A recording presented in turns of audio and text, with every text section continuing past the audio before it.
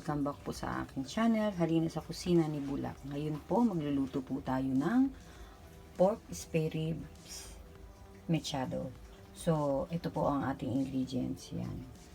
Meron po tayong pork spare ribs. Yan. Hinaluan ko po ng laman yan.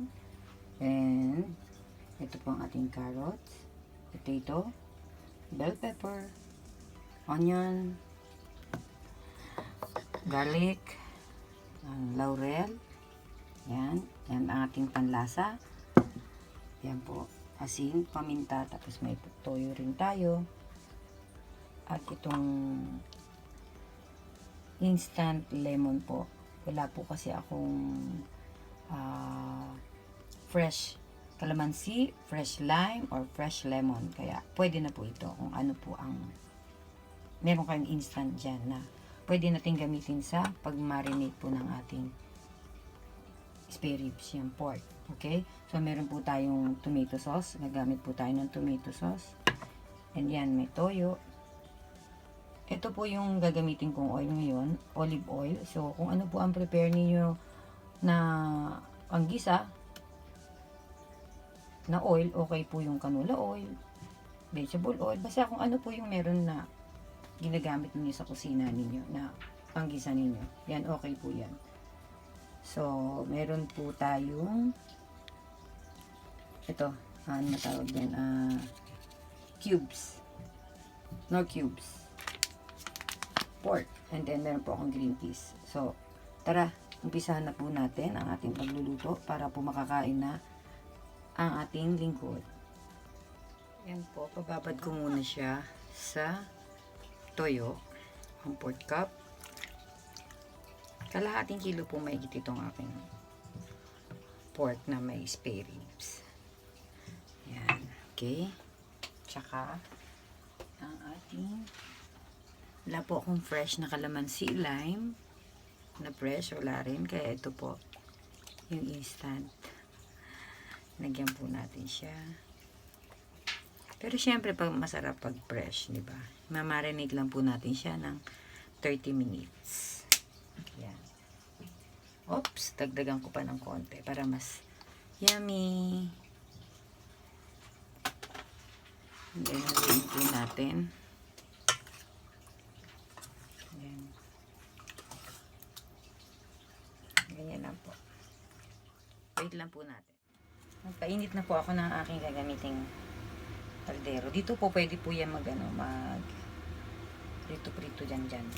Kaya, nagyan po muna natin ng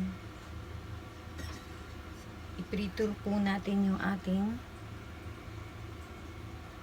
carrots tsaka patatas para masaya ang buhay. Yan.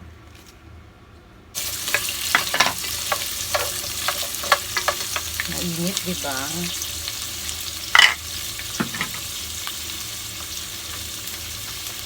Salat ko. Ito natin ito ilalagay.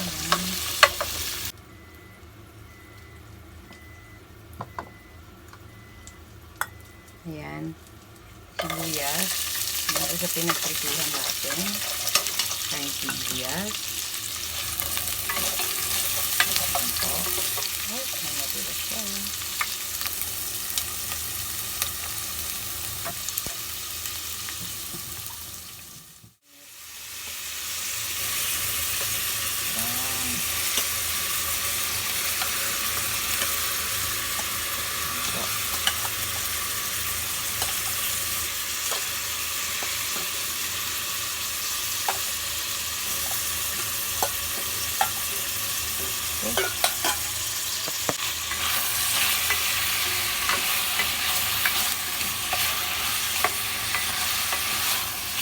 Gisa ko lang po ng konti.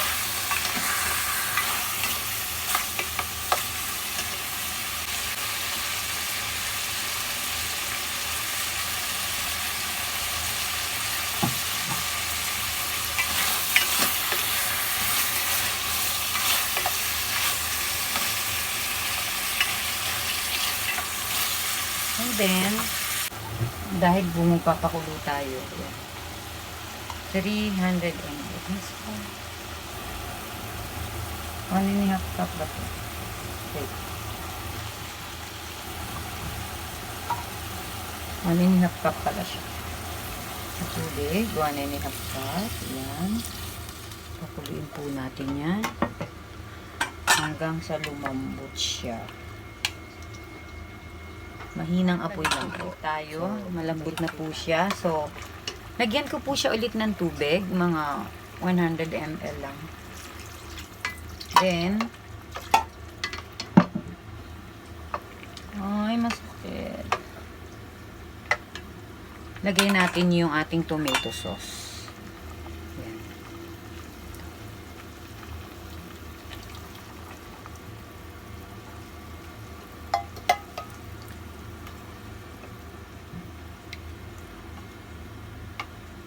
Tomato sauce. Yan.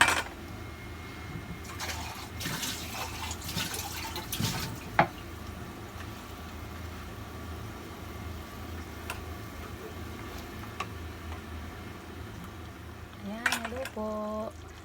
Ayan na, balik tayo. So, ito po yung itsura niya. Buhatin ko. Lagay ko na po yung tomato sauce. Yan. So, lagay natin yung potatoes at saka yung carrots. Ayan po. Ayan. Kasi, nilagay na natin yung tawag nito, yung ating pinagmarinitan dyan, may toyo na may lemon. Kaya, konti na lang po ang ilalagay natin na asin. So, lagay po muna natin ito. Yung ating laurel. Dapat kanina pa pala yan. Anyway, okay lang din po. Lalasa pa din siya, mabango. Yan. Ganda po ng kulay. Ayan po. Ayan po siya. So, palambutin lang po natin yung konti yung ating carrots at saka yung potato. Okay? Yan. Lagay ko po itong, kalimutan ko ilagay yung broth natin. Lagyan natin yung broth. Mahabol pa yung lasa niyan. Ayan. Busy kasi ako sa kabilang telepono, pero kayang-kaya po natin itong tapusin. Ayan.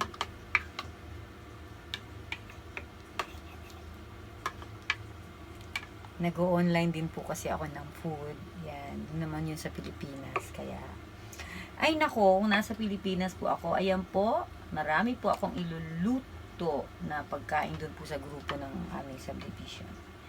Ayan. Ito po ang mechado natin. So, lagay na natin ng mga kabuuhang ingredients. Ang lahat ng ingredients, masyadong Tagalog.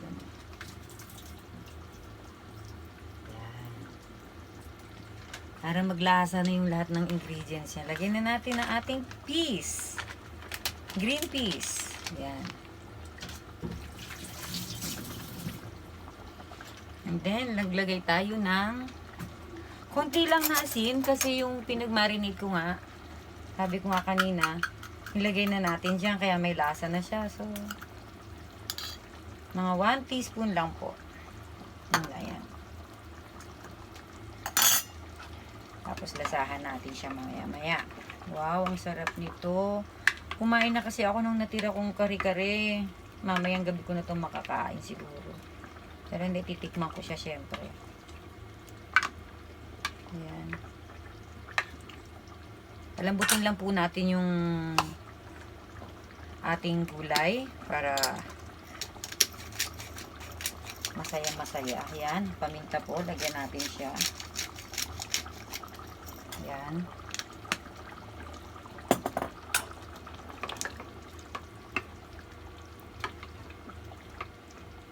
Pag gusto niyo po lagyan ng maraming paminta, okay lang din. Basta wag lang yung masyadong marami. Ako makapaminta po ako. Pero, yan. Kayo, kung gusto nyo ng konti lang. 1 teaspoon lang po. Okay na yun. Ayan. Susunod, magkakaldereta naman ako. Okay, balik po tayo. And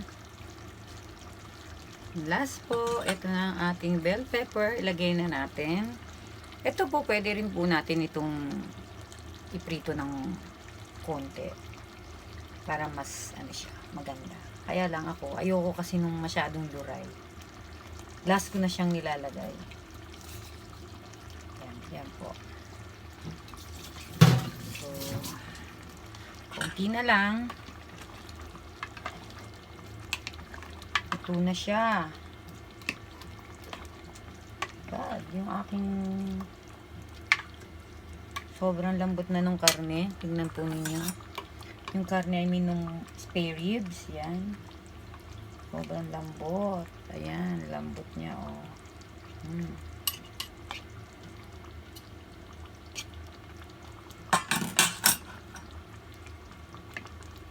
Ayan, si ating bell pepper. Saglit lang po. Mga 1 minute lang. Lalagay na natin siya sa kanya. Yummy mechado pork spare ribs. Mechado. Ayan. Ganyan po natin yun ng ating sauce. Ayan. Na, mag-plating na tayo. Plate na po tayo. So siya.